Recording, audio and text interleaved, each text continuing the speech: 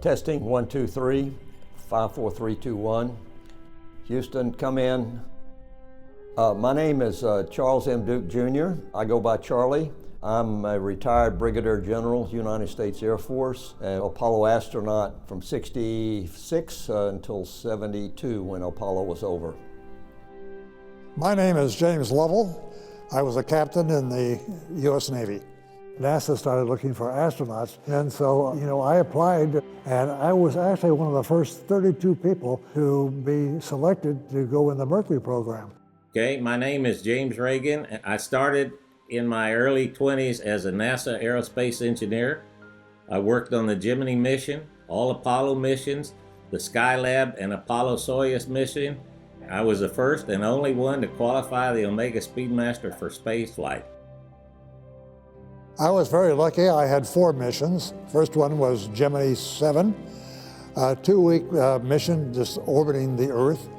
Second one was Gemini 12. It was a 4-day mission, and we were doing rendezvous and, of course, spacewalking. Then I had 2 Apollo missions. The first one was Apollo 8, and then the last mission was Apollo 13, which was designated so much for its explosion before we got there. In Apollo, there were 9 missions to the moon. I worked on 5 of those, but only got to fly once. And my flight was Apollo 16. I landed on the moon in April 1972.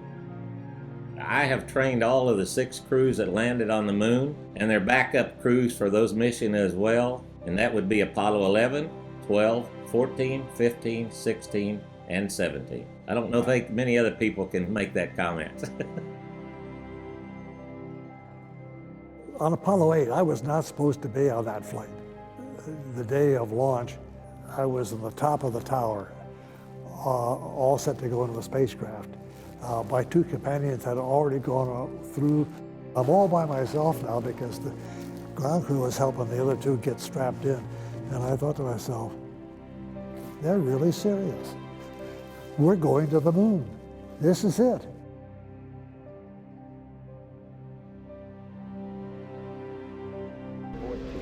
Of course, the liftoff at Kennedy Space Center in this huge rocket, the Saturn V, was very dramatic. As it lifted off, it was shaking violently from side to side. The Earth, from 20,000 miles away, the whole circle of the Earth just suspended in the blackness of space. Very dramatic. We could see the California coast. We could see the Sierras, the Rockies. All the land was brown. And the oceans were crystal blue, and the clouds and the snow were pure white, and there it was suspended in the blackness of space. And then finally, the re-entry. We hit the atmosphere at over 26,000 miles an hour. It's a big fireball outside the spacecraft. I mean, so vivid, I can just, in my mind's eye right now, just see it and feel it, that emotion that I had. Well, we had a whole set of different tests that we had to perform to qualify a piece of hardware. Now, it wasn't intended for watches for sure. It was hot, cold, shake, rattle, and roll. And we had temperatures cycling up and down, and it passed all the testing that we did. And I had to do some of the testing over again when we got into these other programs like Skylab and the shuttle program. I would suspect that the longest piece of NASA equipment, since it has been doing a very good job all these years, is really the Speedmaster. That's the only one I can think of that's been there the whole time. Been there forever. I think I ended up buying 92 or 98 of them to have because I had to give training was out and all that. Well, I think NASA asked them to bring them all back at one time, and we all refused. So. With the naked eye, so far, I guess I have to even agree with yes, we used it, for instance, we had that explosion on Apollo 13. Consequently, we're losing our oxygen. And so therefore, we got to figure out how much oxygen before it all goes out. And they gave us time. They said, well, in about a half hour, you're going to lose the oxygen.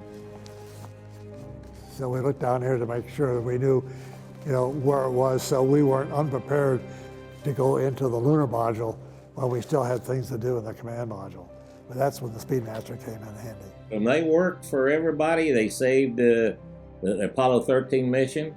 We didn't have any power in the command module. They had to do the one burn that was the most important burn coming back in, and if they missed it, they would either fly off in space one way or come in too hot and burn up. And at exactly 14 seconds, he pulled that off and he got it right on the ball. He come right in. It was amazing. We were very lucky. When we finally splashed down on the Pacific, and we saw water dripping down on the windows, and we looked at each other and we said, we're back. What I can recall on Apollo 8, the moon was almost all dark on the near side, just a sliver. And suddenly then we burst around to it, and the sunlight came out of everything. It was kind of amazing because to be the first people to ever look at the far side.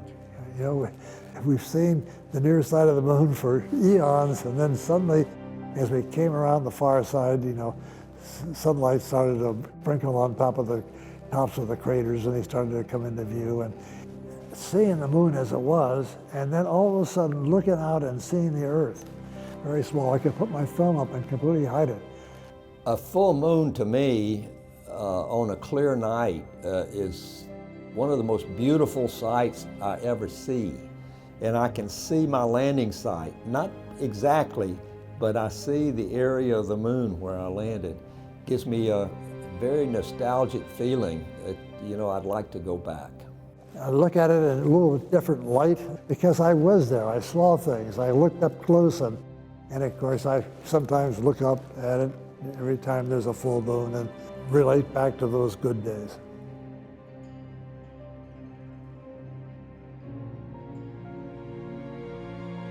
Humans have looked at the stars since the beginning, that they were there.